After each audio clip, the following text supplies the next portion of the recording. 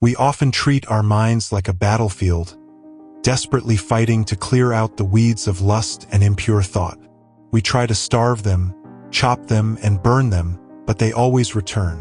What if the secret to purity wasn't in the violence of denial, but in the art of cultivation?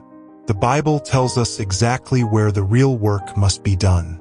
Finally, brothers and sisters, whatever is true, whatever is noble, whatever is right, whatever is pure, whatever is lovely, whatever is admirable, if anything is excellent or praiseworthy, think about such things.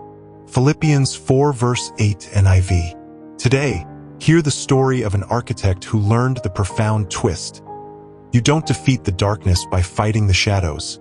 You defeat it by relentlessly planting the light. Elias was a successful architect who, by all outward appearances, lived a life of discipline and control. Yet, he carried a heavy burden, a constant, unwelcome stream of lustful thoughts that haunted his mind. They were like noisy, insistent neighbors, always demanding his attention, always trying to lure him away from the peace he craved. He tried everything to silence them. He would work himself to exhaustion, filling every waking hour with projects and tasks. He would meditate, attempting to force his mind into a blank, pure state. He even tried religious fasting and self-denial. But the thoughts were like a weed. The more he fought them, the deeper their roots seemed to grow. Each battle left him depleted and filled with a crushing sense of failure. One evening, exhausted from another mental war, he walked through an old, neglected park. He slumped onto a stone bench beneath a sprawling oak tree. "I can't beat this," he whispered to the twilight air. "I'm always thirsty, and I can never find the well."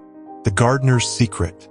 As he sat there, he noticed an old woman tending a small patch of flowers nearby. She was hunched and slow, but her hands moved with a quiet, certain grace.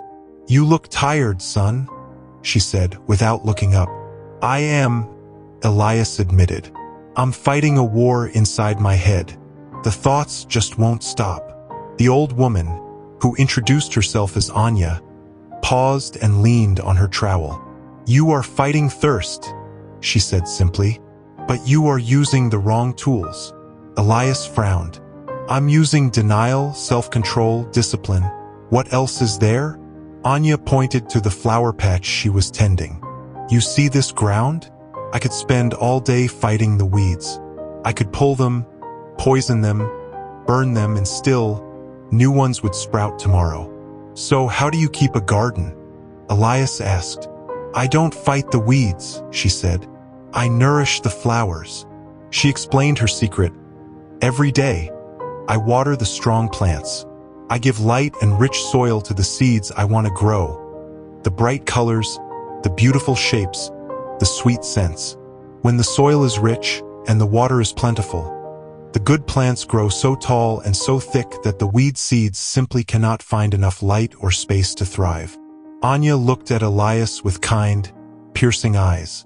"Your mind is a garden, not a battlefield," she said. "Lustful thoughts are just weeds that grow in empty ground." Elias finally understood the twist.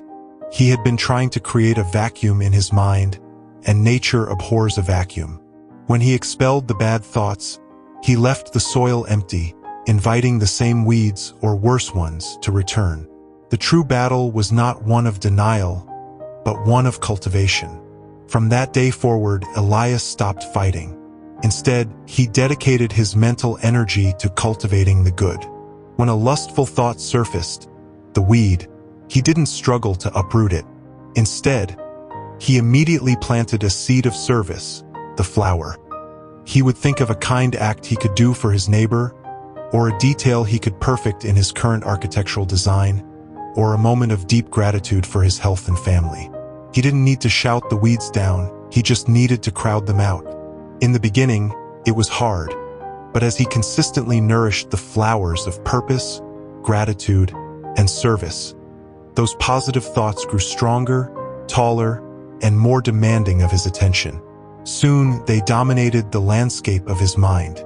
The lustful thoughts still sprouted occasionally, but now, They were tiny, starved things, shriveling for lack of sun and space beneath the towering canopy of his cultivated life.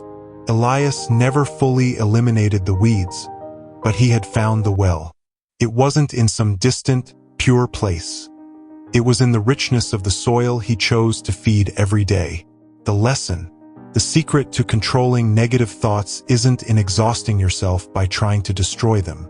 The secret is in creating such a beautiful, intentional, and purposeful inner life that the negative thoughts simply lose their foothold and wither from neglect. Stop fighting the weeds.